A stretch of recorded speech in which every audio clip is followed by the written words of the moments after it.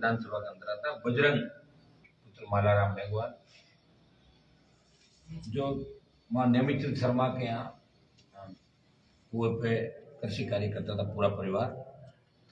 और 12 तारीख को बजरंग के साथ नेमिचंद और कुछ लोग आते हैं, बजरंग के साथ मारपीट करते हैं, बजरंग को उठा के ले जाते हैं। और 14 तारीख को ये टेलीफोन करते हैं इनको 2 दिन बाद कि आपका बेटा आप उठा के ले जाओ, इधर ओद के अंदर पड़ा हुआ है। ये उन्हीं नेमिचंद के परिवार का जो ओद था उसके अंदर ही मिलता है। और इसका प्रकरण दर्ज होता है 333/22। ये पूर्णाराम जी जो चाचा है बजरंग मेघवाल के, ये प्रकरण दर्ज कराते हैं। 15/11/2022 को एक प्रकरण दर्ज होता है 15 तारीख को।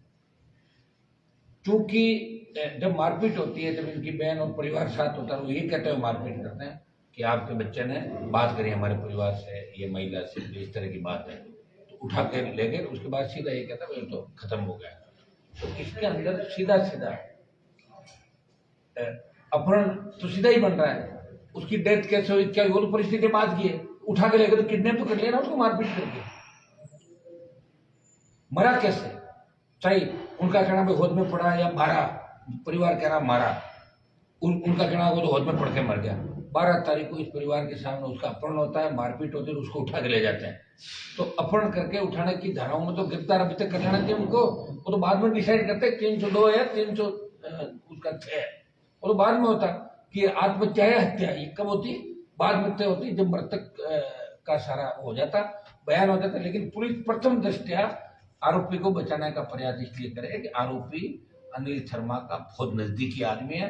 अनिल शर्मा ने मामले में पूरा हस्तक्षेप किया, जांच को बदल के शायद कोई दूसरी जगह जांच नहीं बताइए। इसके अंदर मैं अभी तुरंत एसपी आईजी दोनों से बात कर रहा हूं, और आवश्यकता पड़ी तो हमारे विधायक और इनके समाज के नेता चूरू के पुलिस अधीक्षक कार्यालय के सामने या यहाँ के एसडीएम कार्यालय के सामने, चूंकि चुनाव हो रहे हैं, या किसान भी जब चढ़ा टावर में जब सीएम आए, क्योंकि चुनाव के अंदर लोग याद रखते हैं इन बातों को। तो एक परिवार 2-3 दिन से मेरे से मिलना चाहता था, समय नहीं था। पार्टी के प्रदेश से पुगरा जी घर को मैंने भेजा परिवार से मिलने, और जब परिवार की पूरी पीड़ा इन्होंने बताई तो मैंने कहा निश्चित रूप से परिवार से मैं मिलूंगा, और परिवार से मिलके और मैं बात भी करूंगा। जब मैंने पूरी बात जांच करी गहराई से, तो आप इसके अंदर ये देखें कि 12 तारीख को मारपीट करके और बच्चे को उठा के ले जाते हैं। तो मारपीट करके उठा के ले जाना तो घटना तो हो गई ना, ये घटना होगी अपहरण की। अपहरण की घटना में उनको अरेस्ट करना चाहिए, और उसके बाद इनका एक हत्या हुई है, वो चीज क्लियर हो जाती है। और अगर हत्या नहीं की है तो भी 306 बनता। अगर सुसाइड भी किया है तो कारण वही था, उठा के ले गए, मारपीट करी, डर के मारे मर गया, तो वो कारण कौन बनेगा? वही बनेगा। तो उसकी गिरफ्तारी क्यों नहीं हुई? पुलिस की नेग्लिजेंसी है। आप इस बात को करें कि जब 12 को घटना हुई, 14 को इनके पास फोन आता है, तो 12 की जो घटना है मौत तो बाद में हुई, तो 12 की घटना में अरेस्ट कर लेते हैं उस पर अनिल शर्मा और उसके पूरे जो ये अपने ये नेमिचंद और जिन पे आरोपी है एफआईआर दर्ज हुई, इन्होंने घटना कारित करी। पुलिस ये मान रही कि घटना कारित हुई, लेकिन घटना कारित होने पर पुलिस ने क्या किया अभी तक? कम से कम 302 या 306 तो बाद की बात है। उठा के ले जाना, मारपीट करना, वो तो अपराध हो गया ना। उस अपराध में अरेस्ट कर लेते, और अरेस्ट करने के बाद सारी कहानी क्लियर हो जाती। तो मैं इस मामले में राजस्थान सरकार से मांग कर रहा हूँ, मैं डीजीपी से भी बात करूंगा, एडीजीपी क्राइम और सब लोगों से बात कर रहा हूँ, आपके सामने ही बात करूंगा कि इस मामले के अंदर न्याय मिले इन लोगों को। और आवश्यकता पड़ी तो राष्ट्रीय लोकतांत्रिक पार्टी आज शाम को, कल परसों, जब भी ये लोग चाहेगा परिवार से हम बात कर लेते हैं। मेरे हिसाब से तो इनको बिठाने की आवश्यकता ही नहीं पड़ेगी, क्योंकि मैं जब बोल रहा हूँ, मैंने बयान दे दिया, राजस्थान सरकार को इसको 24 घंटे के अंदर इसमें हस्तक्षेप करना पड़ेगा। हम अभी ट्वीट भी कर रहे हैं, सारी बात है, इस तरह की घटनाएं नहीं हो। और हम ये भी नहीं चाहते कि 302 में कोई गलत फंसे, लेकिन सीधी सीधी घटना करी तो ये उठा के ले जाके मारपीट करी और अपहरण किया, और उसके बाद मौत हुई है और मैसेज किया। उससे पहले अपहरण और इन धाराओं में तो सीधा ही दोषी होगा, क्यों नहीं अरेस्ट किया उसको लाके पूछताछ करते, सारी कहानी क्लियर हो जाती। इस परिवार को किसी ने आश्वस्त तक नहीं किया, बेचारे गरीब लोग हैं, जाके इनको करते। चुनाव का टाइम है, आप बताएं चुनाव के समय भी अगर सरकार संवेदनशील नहीं है तो ये भी कहते हैं टावर पे चढ़ेंगे। मैंने कहा ऐसा कोई काम अपना को नहीं करना। एक बार मैं बीच में हूँ, आप निश्चित में न्याय दिलाना, दूध का दूध और पानी का पानी हम इस घटना के अंदर करना चाहते हैं। चूंकि दलितों पर अत्याचार राजस्थान में बढ़ रहे हैं, कांग्रेस मूक बधिर बालिका का चाहे थानागाजी का मामला हो चाहे दूसरे मामले हो, दलितों पर अत्याचार की घटनाएं राजस्थान में बढ़ी है। और आज राजस्थान अपराध में 1 नंबर पर चला गया। कौन दोषी इसके लिए? अशोक गहलोत वसुंधरा का गठबंधन। और सबसे ज्यादा क्राइम अब गहलोत के 4 साल की सरकार के अंदर हुआ। सारे मंत्रियों विधायकों को छूट दे दी, करो भ्रष्टाचार, सरकार मेरी नहीं जानी चाहिए और सरकार बचे। और पायलट सीएम बनना चाहते हैं और बीजेपी की कुछ भूमिका नहीं निभा रही। इस परिवार से भारतीय जनता पार्टी कोई नेता भी मिलते तो भी मुझे लगता है कोई मिला। पुखराज जी गए, पूरी रिपोर्ट मुझे दी। मैंने कहा बहुत गंभीर मामला। जब मैंने देखा मैंने कहा तो घटना तो घटित होगी ना, अपन तो कर ही लिया उन्होंने, तो अपन मिला के अरेस्ट कर लेते, बाद में तय कर लेते हत्या थी आत्महत्या, ये बाद में हो जाता। लेकिन इनका मारपीट करके जो इनका कहना है मतलब 302 306 तय करना होता बाद में। अपहरण और मारपीट में इनको पहले अरेस्ट कर लेनी थी ताकि इनको संतुष्टि मिलती।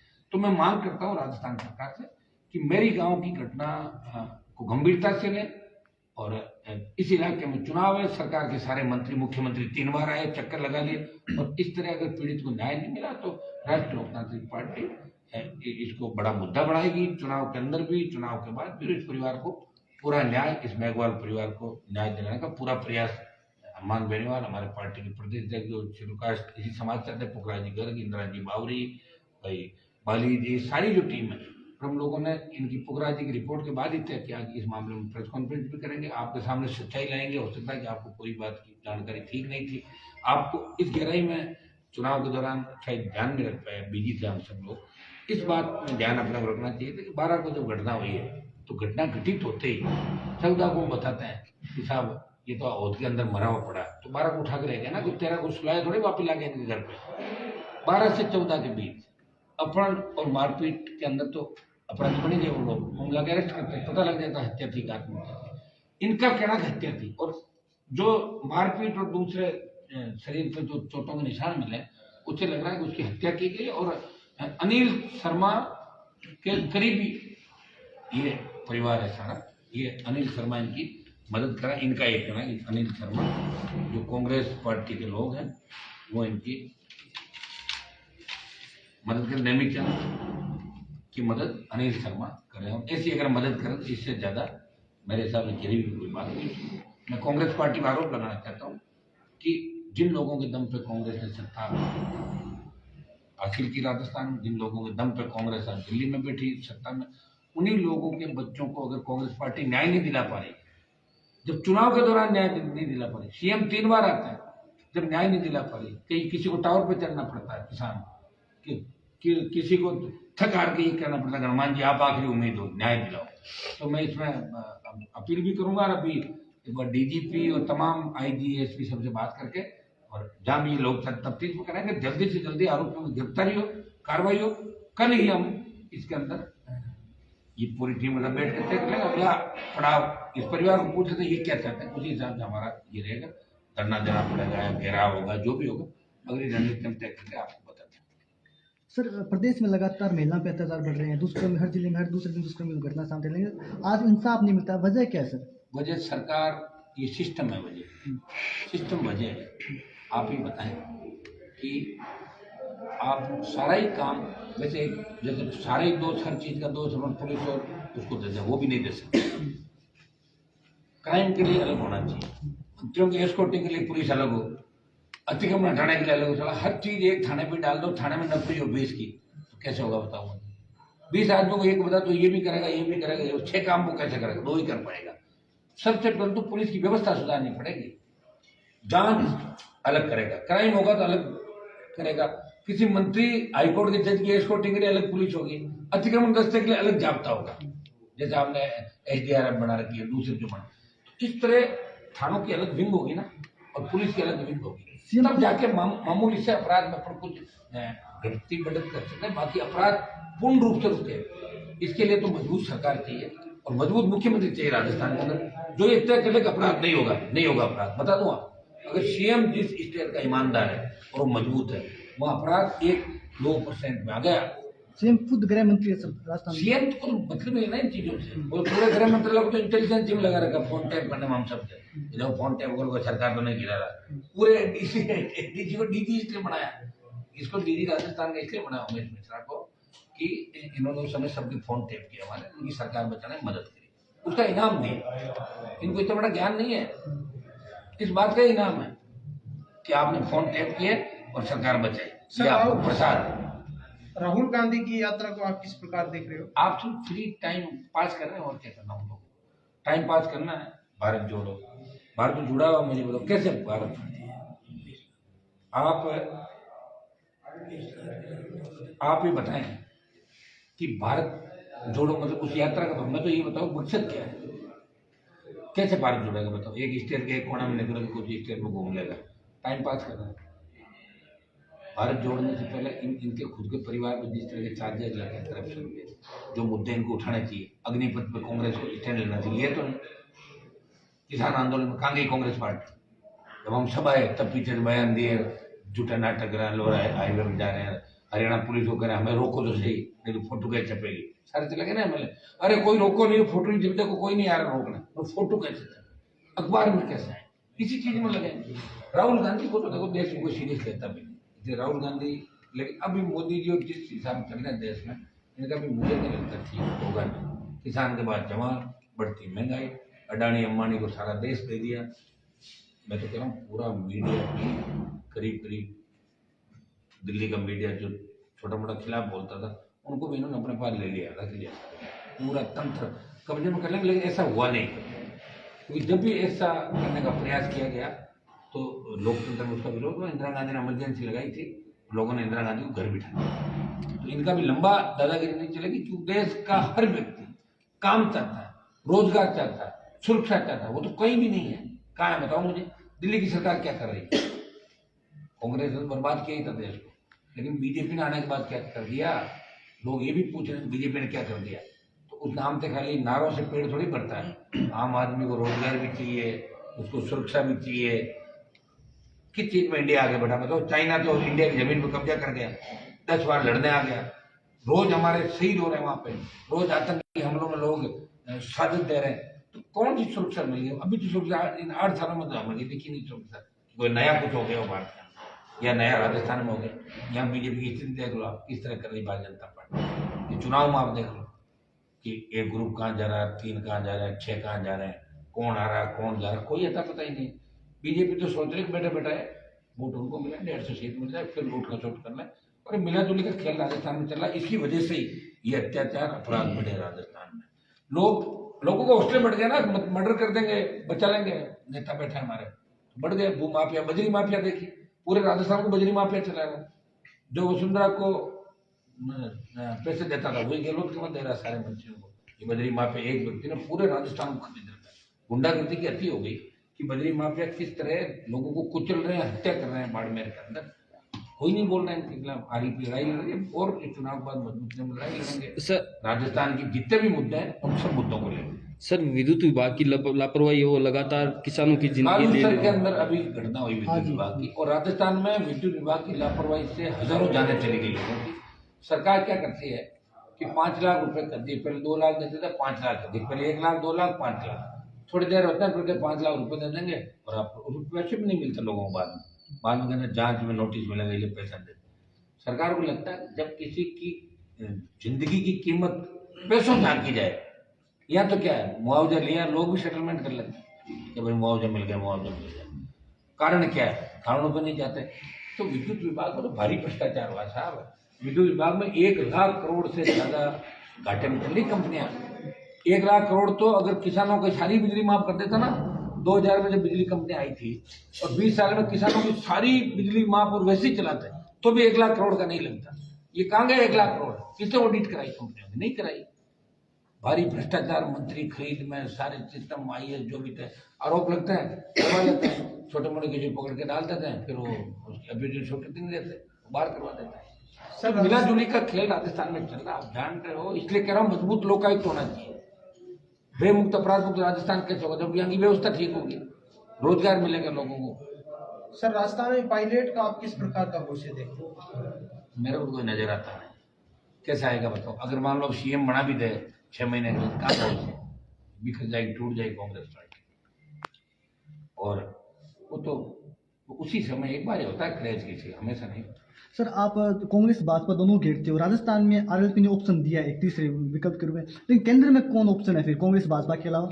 केंद्र की तो बात बाद में होगी ना, अभी तो पहले ये तो नहीं, आप केंद्र सरकार को भी घेरते हो, तो ऑप्शन क्या है फिर? घेरूंगा ही मैं, जो सरकार होगी जनता उसको के पास, घेरूंगा। जनता के ऑप्शन, जो सरकार होगी उसके मैं खिलाफ। ऑप्शन भी सर फिर करेंगे ना, ऑप्शन आएगा, एक दिन में थोड़ी होता ऑप्शन। अभी आप ये भी कह दो आप गुजरात में प्रचार क्यों नहीं करे, वहां नहीं करूंगा, मेरा मन है, मैं कहाँ करूंगा, किसका करूंगा, ऐसे मैं कोई कांग्रेस का जाके थोड़ी करूंगा कहीं पे।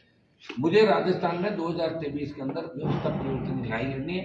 राजस्थान 23 में अगर फतेह हासिल होती है तो 24 में देखेंगे हमें किसका साथ देना, वो 24 आएगा। तो तीसरे मोर्चे की बात करता हूँ मैं। सरदार साहब उपचुनाव में आप पिछले 10 दिनों से लगातार प्रचार कर रही है। मैं तो 17 तारीख से हूँ ना यहीं पे, 15 दिनों से। तो किस तरह का आप कहाँ पाते हैं चुनाव? अच्छा लग रहा है मुझे, और जबरदस्त जन समर्थन गाँव के अंदर शहर में मिला, और अच्छी स्थिति चुनाव जीतेगी राष्ट्रीय लोकतांत्रिक पार्टी। नया एक इतिहास बनेगा सरदार शहर के अंदर। जब वोटिंग मशीन खुलेगी तब नया चमत्कार होगा सरदार शहर। शायद जिसका अंदाज आप लोगों ने भी देख लगाया होगा, ऐसा भी हो सकता है कि सरदार शहर बदलाव होगा सरदार शहर में, और बहुत बड़ा बदलाव होगा सरदार शहर में। सर्व समाज वोट दे रहा है राष्ट्रीय लोकतांत्रिक पार्टी, सारी जगह वो बदलाव चाहती है। सरदार शहर में मंदिर का कहीं विकास नहीं, मैं कह रहा हूँ 33 केवी की जीएसएस नहीं, 132 की जीएस नहीं, अस्पताल की अव्यवस्थाएं, सड़क, पानी, स्कूल, बिजली, नहरी पानी का जो क्षेत्र ये चाहते थे, ये क्षेत्र बन सकता था सरदार शहर में। हरियाणा, पंजाब हिस्से का पानी नहीं दे रहा। आप ही बताएं कौन पैरोकारी करेगा? राजस्थान के हितों की भी दिल्ली में कोई पैरोकारी नहीं कर रहा, और यहाँ जिनको मौका मिलता है वो काम करते नहीं। 35 साल में भवनलाल जी मंत्री भी थे, तो कम से कम खुद के इलाके में तो खेत के नहर लाया था, कौन मना कर रहा था? नहीं लाए। बीजेपी भी थी, नहीं किया काम। विधायकों को देखा मैंने, दोनों की परफॉर्मेंस मेरे साथ रहे दोनों। सर आप मैं तो खड़े होते देखा भी नहीं उनको, कोई एक मामला भी उठा। चुनावी सभा में आप अम्बेडकर की मूर्ति लगाने की घोषणा कर रहे हैं सरदार शहर के अंदर जी, सरदार शहर में मैं चाहता हूँ कि बाबा साहब की मूर्ति लगे। बाबा साहब किसी एक जाति के नहीं, और संविधान के अंदर हमें शक्तियाँ दिलाई और वोट का अधिकार दिला, इसलिए सारी जातियों को तो क्या कि कई बार आपसी हो जाता है ये मेरा ये मेरा। मुझे नहीं लगता उनके प्रति कोई भाव, सारी जातियाँ बाबा साहब को मानती है, और उनकी मूर्ति की लंबे समय से मेघवाल समाज के साथ साथ सर्व समाज मांग कर रहे हैं। तो हम चाहेंगे कि मूर्ति लगे, और मूर्ति का मैंने इनको कह रहे बजट जितना भी होगा 20% पैसा हम दे सकते हैं हमारे एमपी कोटे से बाहर भी, उनका पूरा जो भी होगा 20-50 लाख रुपए जो बढ़ते हैं जगह मैं करवा, जगह भी बात करेंगे, तय करेंगे। जगह तो राजस्थान सरकार या यहाँ की जो भी नगर पालिका और मिलकर जो जहाँ जगह कोई देखेंगे कौन सी जगह हो, इसमें बैठ के तय करेंगे। सर, क्षेत्र के लोगों के पास किसान है जो उनके पास एक अम्बेडकर छात्रावास का इशू यहाँ था, अम्बेडकर छात्रावास चला करता, तो हम चाहते हैं कि गरीबों के बच्चे, दलितों के बच्चे पढ़ना, अम्बेडकर छात्रावास सरदार शहर नया खुलवाए। यहाँ किसानों के पास जमीन बहुत है, लेकिन पानी की नहीं होने की बहुत वजह बड़ी से कमी खेती है। नहीं होती, और वो आर्थिक रूप से सक्षम नहीं हो पा रहे। आप किस तरह के प्रयास नहर के? सिंचित क्षेत्र बड़े, यहाँ पानी आए, खेत खेत सिंचाई आ जाएगा, यहाँ नजदीक ही पानी। कल तो एक बार था उस समय रावला घर्षण आंदोलन की वजह से कट गया था, करा देंगे, कोई बड़ा इशू नहीं है। यहाँ का, यहाँ नजदीकी इलाका है, पानी नजदीक है। एक तरफ आपकी ये जो रावत सरकार और सारा इलाका लगता है, वहाँ सिंचित क्षेत्र लगता है, यहाँ बड़ा जोर नहीं आएगा नहर आने में, यहाँ आराम से आ सकती। तारानगर और सरदार शहर में जो हमारी योजनाएं बंद पड़ी उनको चालू करा कर करवा देंगे। सर, एक कल चुनावी इतिहास में पहली बार एक विधानसभा में 8 जगह हेलीकॉप्टर से सभा की गई। ये पहली बार शायद आरएलपी ने प्रयोग किया, हमने तो आज तक देखा नहीं। ये कैसे गहलोत जी आने के हेलीकॉप्टर उतारने के बाद में आपने किया है? कैसे पहला प्रयोग आरएलपी ही करती है हमेशा। आरएलपी बनी, ये भी पहला प्रयोग था। हुकार भरी, ये भी पहला प्रयोग था। दोनों पार्टियों के खिलाफ मोर्चा खोला, ये भी प्रयोग था। सत्ता छोड़ी दिल्ली में, ये भी हमने प्रयोग किया। हमने प्रयोग किया कि दलितों को आगे लाओ, किसानों को आगे लाओ। आप देखिए विधायक जो बैठे हैं इंदिरा बावरी जी, पुखराज जी करके, मेरा ही प्रयोग था। ये आज सारे जो टीम बैठी है, लालचंद जी मूंड को लाए, ओंकार जी बाली, ये आरएलपी का प्रयोग था कि 57 जो लड़ाई उनमें ज्यादातर हर वर्ग हर जाति की लड़ाई, ज्यादातर नौजवान लड़ाई, और बड़े बाप की जो औलाद है उनको नहीं लड़ाया। सेकंड पीढ़ी के नेता, हर समाज में नए नेता तैयार किए, हर समाज में, और उसी का परिणाम है कि आज जनता दोनों हाथों से आशीर्वाद दे रही है। देखिए कांग्रेस इस चुनाव के अंदर निश्चित रूप से पूरी ताकत लगा रही, सरकार की तंत्र उसका दुरुपयोग करने का प्रयास करेगी, लेकिन हम उसको रोकेंगे। भाजपा ने मुझे लग रहा है हथियार डाल दिए, मुझे ऐसा लग रहा है भारतीय जनता पार्टी हथियार डाल रही है। भाजपा का अब कोई फर्क भी नहीं पड़ता जीत तो हार हो क्या है, उनका वैसे भी बल्लभनगर में चौथे नंबर रहते हैं, वहाँ थर्ड रहते थे, उनकी आदत पड़ गई तीसरे। और खुद ही वो कह रहे थे उनके प्रभारी अरुण सिंह, कह रहे हैं हम तो चुनाव हारते हैं, खुद उन्होंने हार मान ही रखी है ना पहले से। तो मुकाबला यहाँ पे आपको कांग्रेस और राष्ट्रीय लोकतांत्रिक पार्टी के अंदर लेकिन है। ऐसा तो नहीं है कि भाजपा हारते दिख के वोट कांग्रेस की तरफ हो जाए। अभी ये इसका पता नहीं चलता, इसका तो अपन कैसे ऐसे कैसे भाजपा का वोटर कांग्रेस को वोट क्यों दे? ऐसा भी तो हो सकता है कि भाजपा हारती दिखे तो भाजपा का वोटर आरएलपी को वोट दे दे, भी तो हो सकता है। जब अपन तो कांग्रेस को हराना 2023 का रास्ता सरदार शहर से निकलेगा। 100% निकलेगा। सरदार शहर में चुनाव जीतने का मतलब है 100 सीट जीतना, और मार्जिनल हमारा 1-2 नंबर पे भी रहता है थोड़ा सा, तो भी बहुत बड़ी जीत होगी राष्ट्रीय लोकतांत्रिक पार्टी। लेकिन अगर जीत होती है तो 100 जीतना है राजस्थान। सर, हनुमान बेनीवाल का इंतजार रात को 12 बजे तक लोग, तहसील के लोग करते देखे गए। काफी महिलाओं की भी भीड़ आपकी सभाओं में देखी गई सर। पहली बार मातृशक्ति भी खुल के समर्थन दे रही है। माताएं बहनें बच्चे निकल पड़े व्यवस्था परिवर्तन के लिए। वो कहते हैं हमेशा राजस्थान की जहाँ न अपराध हो, काम हो, हमारे बच्चों की सुरक्षा हो, हमें कर्ज मुक्त किसान, हमारे सपनों का राजस्थान, थाने में जाए तो इज्जत हो, तहसील में जाए तो मान सम्मान हो, पीने का पानी शुद्ध मिले, सिंचाई क्षेत्र हो, हरा भरा राजस्थान हो। हर माँ बहन यही चाहती है कि हमारे बच्चों की सिक्योरिटी कैसे हो। दोनों सरकारों को देख रहे, परेशान सब है और मदद करना चाहते हैं। और अच्छा हमारा जो समय रहा अच्छा रहा। आज भी कुछ गाँवों के अंदर मैं कार्यक्रम करके जाऊंगा, और रात का भी प्रोग्राम बता रहे हैं, कल शायद शेयर का कार्यक्रम रख रहे हैं लोग। तो कल प्रचार जब तक नहीं थमेगा तब तक हम दौड़ते रहेंगे। बाकी नेता तो चले गए अपने टाटा बाय बाय करके। गहलोत साहब ने 3 बार बुला लिया आरएलपी की वजह से, 3 बार हो गए सीएम की, बैठना आए, फिर मीटिंग करी, फिर आए। मतलब अशोक गहलोत के लिए भी प्रतिष्ठा की सीट है कि अगर कांग्रेस हार गई तो कुर्सी चली जा सकती है। सर गहलोत 3 बार आज के लिए वसुंधरा राजे पुरुष सिंह वो सरदार शहर नहीं, ये क्या हताशा को क्रेज नहीं ना वसुंधरा को राज बुलाते सर इस चुनाव सेल्फ में रहता उनके साथ। हाँ जी सर। सर इस चुनाव में दलित और मुस्लिम वोटर सबसे ज्यादा नजर है इस वक्त, ट्रम्प कार्ड हो सकते हैं इस आप बार बार बात बड़ा वोट बैंक हार जीत तय करेगा। और हमें तो लगता है कि हमारी तरफ आएगा काफी वोट दलित मुस्लिम, मदद करेगा। क्योंकि जाने मोर्चे बने देश के अंदर, दलित मुस्लिम के साथ बड़ी जाति आई। देखिए 2-3 जातियों का गठजोड़ के बिना मोर्चे नहीं बने कहीं। तो दलित मुस्लिम अगर साथ आ जाए किसान तो हो गया, फिर जीत हो गई 20-30 हजार वोट।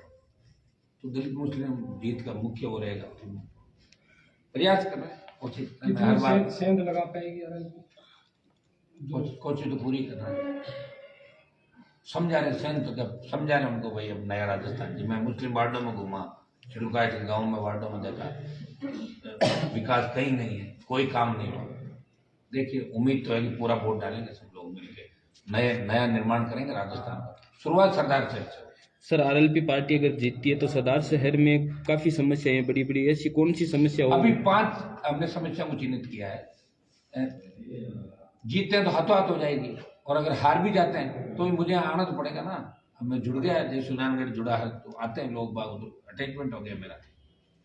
ये एक फसल बीमा का बड़ा मुद्दा किसानों का है, जिसमें प्रीमियम ले लिया और कभी वापस क्लेम नहीं दिया। एक तो पूरे इलाके का जो भी मामला हम यहाँ तय कर लेंगे, आ जाएंगे एक दिन 2-5 घंटे और पूरा क्लेम किसानों को दिलाएंगे।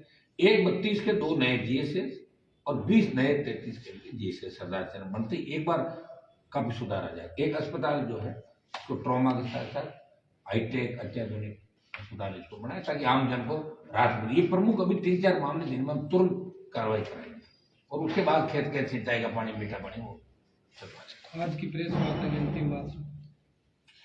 अंतिम बात तो यही है कि हम चुनाव जीतेंगे मजबूती से। सरदार शहर की जनता ने हमारा साथ दिया, सबको धन्यवाद ज्ञापित करते हैं।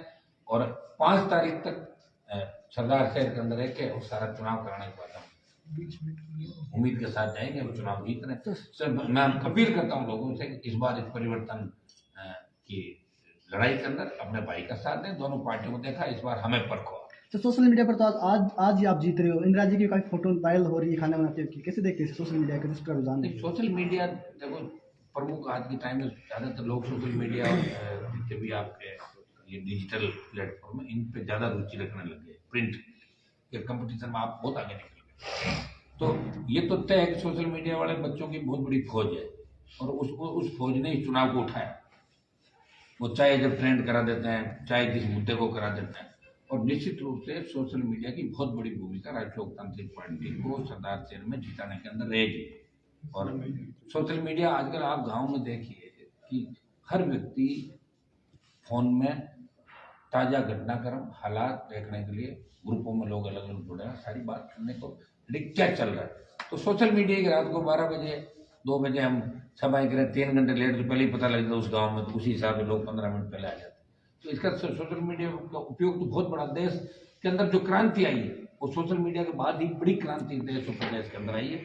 और सोशल मीडिया के अंदर अगर हम चल रहे हैं तो इसका मतलब आप समझ लो कि सोशल मीडिया की बहुत बड़ी भूमिका है। और सोशल मीडिया के अंदर जिस तरह हमारे इंदिरा जी एमएलए साहब और सबको दिखाया, हमने प्रयास भी किया है, गांव गांव डाणी डाणी जाके सब जगह सब लोग प्रयास किया, परिणाम अच्छा होगा। लालचंद जी का भी व्यक्तिगत बहुत बड़ा यहाँ पे जनाधार और लोग पसंद करते हैं, सीधे व्यक्ति हैं। हर कोई कहता है आदमी बहुत सीधे हैं, बहुत ही शुद्ध आदमी, तो शुद्ध आदमी का लाभ इनको, जैसे दूसरे शहर में भी इनको हर वर्ग हर समुदाय हर जाति वोट डाले।